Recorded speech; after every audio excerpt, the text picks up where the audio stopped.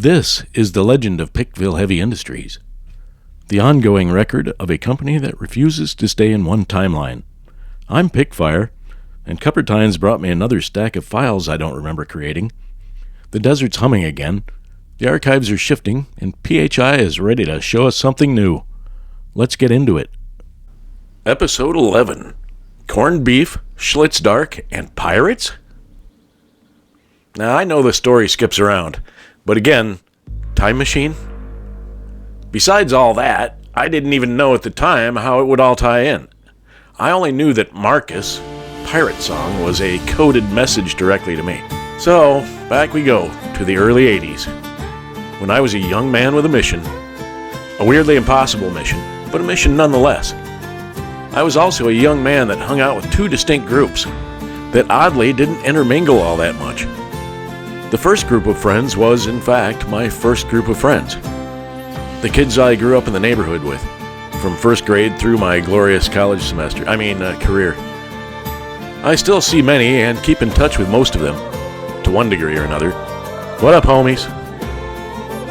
The second group is the one from high school, after I had a driver's license. I still see most of them fairly regularly, and most of the ones that snuck away keep in touch with the group at least. Now, these two groups, as previously mentioned, did not interact much, but they had at least 3 or 4 things in common. The first being me. This me is the same me as the then me, this time. Also, they all went to Tempe High School. Go Buffs. Thirdly, not a one of them knew my secret. And last but not least, both groups loved to go to the warehouse. You remember the warehouse, right? On the corner of Forest and University, across from the Chuck Box. Everyone loved it, and why wouldn't they? Cheap but tasty sandwiches and such. The best wings in town, thanks to Keith, aka Beaver Horny. And also good, cheap, plentiful cold beer. I'll have a corned beef, fries, and a pitcher of Schlitz Dark, pretty please. Anyway, back to the story at hand. Live music. That's it. The live music every night. That's what made it the place. I went to the warehouse a lot. Both groups of friends liked it, so if I wasn't there with one bunch, I was there with the other.